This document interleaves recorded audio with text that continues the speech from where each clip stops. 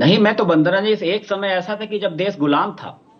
ये भी तो एक समय था ना। जी। कांग्रेस के पूर्वजों ने अपने प्राणों की आहुति दे करके इस देश को आजाद कराया। एक वो भी समय था जब अंग्रेज इस जमाने देश को लूट करके गए थे। फिर भी कांग्रेस की सोच सोच देखिए कि उन्होंने एक एक करके संसाधन पैदा किए, पढ़ने का अधिकार दिया, स्वास्थ्य का अधिकार दिया, शिक्षा का अधिकार दिया, और इन्होंने उस अधिकार को सबको महंगे करते जा रहे हैं। आज एजुकेशन की क्या बात कर रहे हैं, सड़क में कितने घोटाले हो रहे हैं। आप इन्वेस्टर मीट की बात करते हैं, मैं कहता हूं शिवराज सिंह चौहान जी के समय 17,000 करोड़ का इन्वेस्टमेंट आया था, फिर क्यों इंप्लीमेंटेशन नहीं हुआ? इन्हीं की सरकार थी ना। उसका जवाब नहीं देंगी। आप अंधेरे उजाले की बात मत करिए। आपने तो युवाओं का पूरा भविष्य अंधकार में ढकेल दिया।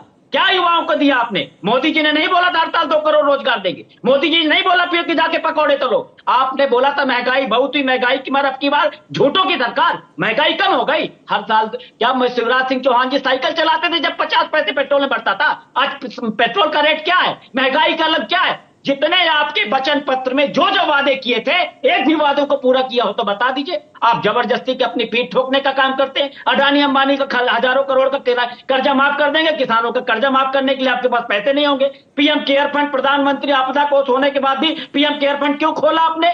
लॉकडाउन का मंजर देखा देश ने, अब नोटबंदी का मंजर देखा, ऑक्सीजन प्रोवाइड नहीं करा पाए आप। पूरा देश भारत रोड पे था, भूखों मर रहा था। चलिए, आपदा में आपके मंत्री के स्टाफ के लोग रेमडेसिविर जैसे इंजेक्शन को बेचते हुए पकड़े गए। किस तरह का मंजर देखा इस देश ने? उसके बाद भी आप अपनी पीठ ठोक। मैं कह रहा हूं, बड़े अच्छे मन से कह रहा हूं कि आप ये करिए, स्वागत है, ठीक है, लेकिन हो, चलिए। लेकिन उसका जवाब नहीं दे वंदना रही जी, है। वंदना जी दूसरी तरफ घुमाने का प्रयास कर रही पवन है। पटेल जी बड़े पॉजिटिव हैं, जो आपकी सरकार दावे कर रही है मोहन यादव की, अगर ये होता है तो सरकार को बधाई देने वाले पवन पटेल जी पहले व्यक्ति होंगे। लेकिन जो कहा जा रहा है वो जमीन पर उतरे, ये आशंकाएं सबकी है, आपकी भी होंगी, आपके मन में। देवदत्त दुबे जी ने भी आशंका प्रकट की है, और हम सब भी ये कहते हैं कि जो एमओयू साइन हो रहा है, अगर ये सच में। सबसे बड़ी बात है कि जो पेपरों में दिखाया जा रहा है, जो बड़े बड़े विज्ञापन किए जा रहे हैं, जिस टाइप का माहौल बनाने का प्रयास किया जा रहा है, वो तो बड़े काबिले तारीफ है। हम भी स्वागत करते हैं कि बेरोजगारों को रोजगार मिलना चाहिए, इतना निवेश आना चाहिए। जी। लेकिन पूर्ववर्ती सरकार भारतीय जनता पार्टी के सरकार की कथनी और करनी के अंतर को, जैसे आदरणीय देवदत्त दुबे जी ने संभावना व्यक्त की कि पहले भी नहीं हो पाए, अभी भी यही संभावना है, तो कसौटी तो इसी बात की, जैसा आपने बोला कि वो खरे उतर जाएं। और खरे उतरने का एक ऐसा कोई उदाहरण नहीं है। आपने शिवराज सिंह चौहान जी के समय देखा, आपने जब अक्टूबर 2019 से सितंबर 2022 तक विदेश का जो कुल देश में निवेश आया था, उसका मध्य प्रदेश का सिर्फ 0.33% ही मध्य प्रदेश में आया था। धीरू भाई अंबानी नॉलेज सिटी, बड़ा एक नॉलेज हब बनाने वाले थे, आज तक उस जमीन का पता नहीं क्या हुआ। उस जमीन वापस इनको दी गई कई बार, फिर वापस एक ही भी ले लिया, फिर दिया, फिर वापस दिया, कई तरह के हुए।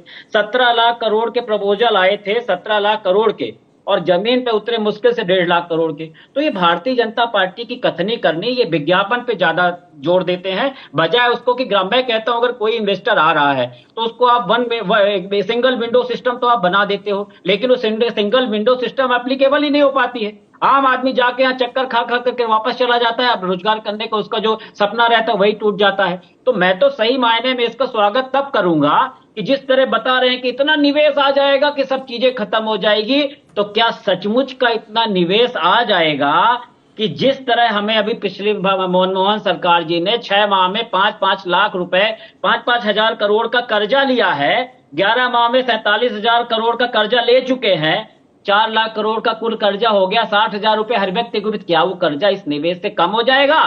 क्या भारतीय जनता पार्टी ने जो झूठ बोला था लाडली बहना को हर महीने 3,000 रुपए इस कर्जे के बाद मिलने लगेंगे?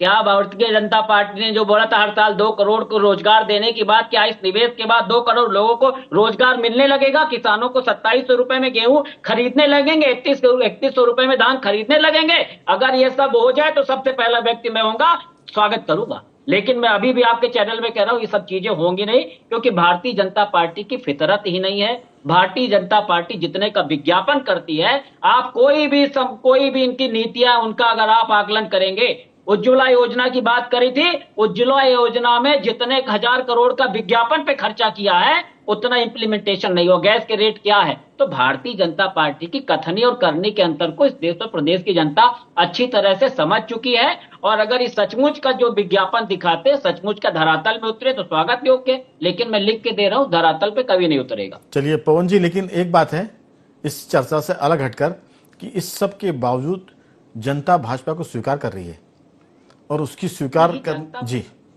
जी मैं बोल रहा हूं कि जनता भाजपा को नहीं स्वीकार रही है, ये इनका मैकेनिज्म और मैनेजमेंट स्वीकार हो रहा है, जो जबरदस्ती स्वीकार किया। मैं एक चीज सिंपल सी बात पूछना चलिए चाहता हूं, अब भाजपा ने जो 5 या 6 मुद्दे जिनको सबसे ज्यादा प्रचार प्रसार किया कि ये देंगे, ये रोजगार देंगे, बेरोजगारी में होती महंगाई की मार, उनको पूरा नहीं किया, फिर क्यों जीत रहे हैं? महाराष्ट्र में 6 महीने पहले तक हालत पतली थी और 6 महीने बाद ऐसा कौन सा सफूका ला दिया भैया कि सुनामी आ गई? आज तक का अप्रत्याशित रिजल्ट, ये जो वोटर लिस्ट की कहानियां सामने आ रही हैं, जो बाकी मैनेजमेंट चलिए की कहानियां आ रही अब हैं, चर्चा ईडीसीआईडी की जो आप पवन जी देख रहे हैं, ईडीसीआईडी जी, अब चर्चा की दिशा मुड़ जाएगी। हम फोकस अभी इन्वेस्टर मीट्स पर कर लें, बाकी तो फिर जो विषय आप कर रहे हैं वो फिर ईवीएम पर जाएगा, और ईवीएम पर जाएगा तो फिर बात बदल जाएगी। अभी हम सोचते हैं कि नहीं इसी जाएगा, पर खरीद फरोख्त पे जाएगा। आपने जी रामनिवास रावत जी का देखा चुनाव, बुधनी ठीक का चुनाव देखा, और 400 पार की हवा किस तरह निकली वो भी आपने देखा। ठीक